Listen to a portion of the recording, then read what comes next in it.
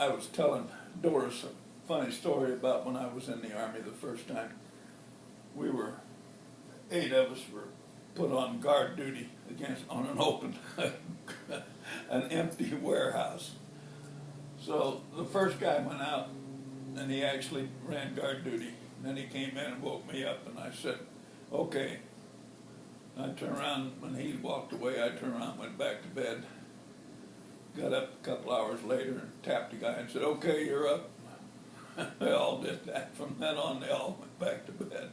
We were just guarding an empty warehouse, so there wasn't anything to guard. But after I got out and the Korean War started, I felt kind of bad because I had trained the guys that were going to KoRea, because the 2nd Infantry Unit, that's what I was in, went to KoRea. And I didn't give them any training. We'd go out and lay in a field somewhere and do nothing.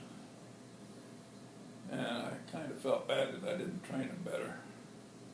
Maybe some of them wouldn't have got killed, but that's water under the bridge. But I guess you should take serious when you're in the service, but I never did. It just was a fun time. So,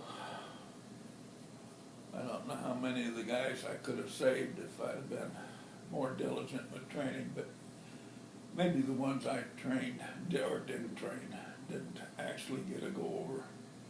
They were probably discharged before KoRea ever started.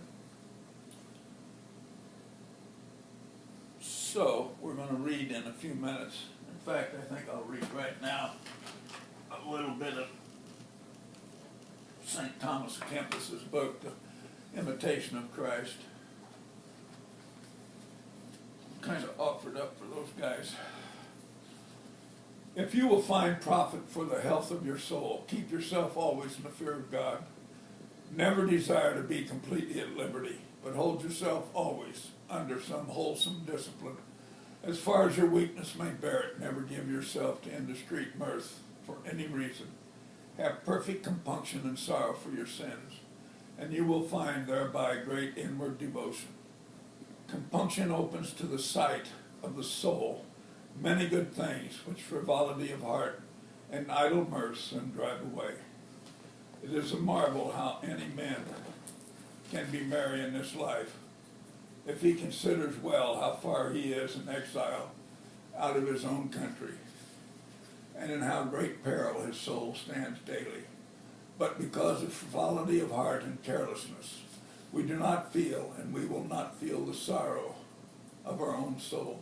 And sometimes we laugh when we ought rather to mourn, for there is no perfect liberty or true joy except in the fear of God and in a good conscience. That person is truly happy who has grace to avoid all things that hinder him from beholding his own sin. He is truly happy who can turn himself to God by inward compunction. And he who is happy, who also avoids all things that can offend or grieve his conscience. Fight strongly, therefore, against all sin, and fear not too much, even though you are unencumbered by a bad habit. For that bad habit can be overcome by a good habit. See, the dogs didn't like this. They ran away. They'd been being bad. That'll do it for now. Get back to you tomorrow. Thanks for listening.